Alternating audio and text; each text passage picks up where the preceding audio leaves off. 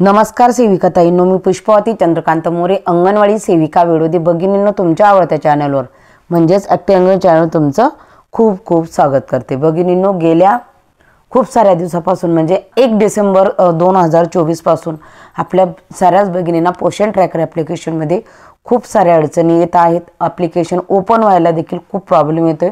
तर भगिनींनो, पोषण tracker ॲप्लिकेशनमध्ये update आलेला आहे। या अपडेटमध्ये आपली ही अडचण दूर झालेली आहे। तर आपण हा व्हिडिओ बघितल्याबरोबर आपण पोषण ट्रॅकर ॲप्लिकेशनला लगेच प्ले स्टोअरमध्ये जा। प्ले स्टोअरमध्ये जाऊन आपल्या ॲपला पोषण ट्रॅकर ॲपला अपडेट करून घ्या। परंतु अपडेट केल्यानंतर याच्यामध्ये दुसरा काही जास्त बदल नाही, फक्त लॉगिनची जी समस्या आहे ती आता दूर झालेली आहे, त्याच्यासाठीच हा अपडेट आलेला आहे। परंतु त्याच्यानंतर काय करायचं हे पण मी सांगते की आपण आधी पोषण ट्रॅकर ॲप्लिकेशनला प्ले स्टोअरमध्ये जाऊन अपडेट करा। अपडेट केल्यानंतर बघा तुम्हाला लॉगिन लगेच होतं। परंतु लॉगिन केल्यानंतर आपलं काम संपल्यानंतर आपण काय करायला पाहिजे, व्हिडिओ पूर्ण बघा, जास्त मोठा नाही, 4-5 मिनिटाचाच आहे। परंतु त्याच्यानंतर हे करा म्हणजे तुम्हाला परत ॲप्लिकेशन सुरू करायला अडचण होणार नाही। तर बघा, तुम्ही ज्यावेळेस अपडेट कराल तेव्हा ह्याच पद्धतीनं पेज आपल्या समोर येणार। या पद्धतीनं पेज बघा, तुम्ही बघू शकता 22.1 अपडेट आलेला आहे।